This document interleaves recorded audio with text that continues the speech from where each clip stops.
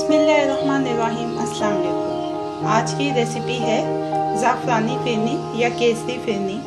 ये बनाने के लिए सबसे पहले मैंने चावल लिए जिनको भिगो दिया। भिगोने के बाद मैंने इनको पानी में उबाला और उसके बाद इनको अच्छी तरह से वॉश करके दूध के साथ पीस लिया। मैं आपको सजेस्ट करूँगी कि आप कभी भी चावल का आटा इस्तेमाल ना करें, वरना फ़िरनी आपकी लेई की तरह की बनेगी। इसके लिए चाहिए दूध मैंने सॉस पैन में डाल के पहले से चूल्हे पे रख दिया हुआ है। देखिए, इसमें शामिल करेंगे 2 से 3 इलायची और इसको एक उबाल आने तक पकाएंगे।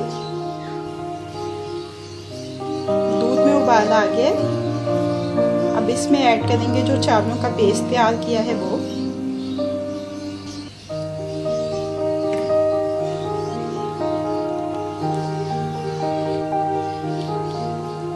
तीन टेबलस्पून चावल का पेस्ट इसमें ऐड किया है। अब इसमें अच्छे से चम्मच चलाते हुए इसको इतनी देर तक पकाएंगे कि ये गाढ़ी होनी शुरू हो जाए।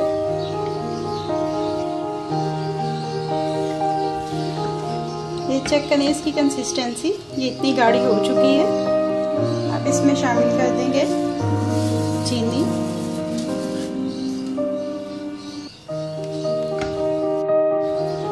अब इसमें मैं शामिल कर रही हूँ ज़ाफ़रान,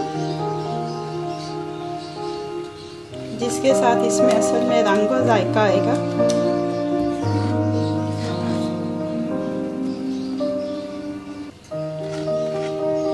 देखें, ज़ाफ़रान शामिल करते इसका रंग कैसा खूबसूरत हो गया है।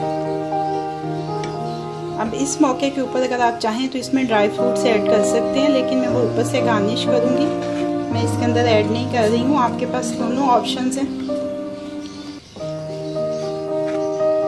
ज़ाफ़रानी फ़िरनी तैयार हो गई है। फ्लेम को ऑफ कर देते हैं और इसको ठंडा करके डिश आउट कर लेंगे। ज़ाफ़रानी फ़िरनी को सर्विंग बाउल में शिफ्ट कर लिया है। ऊपर से मैंने इसको गार्निश किया है पिस्ते बादाम के साथ और थोड़ा सा सब्ज़ इलायची का पिसा हुआ जो पाउडर है वो थोड़ा सा ऊपर स्प्रिंकल किया है। ज़ाफ़रानी फ़िरनी अब रेडी टू सर्व है।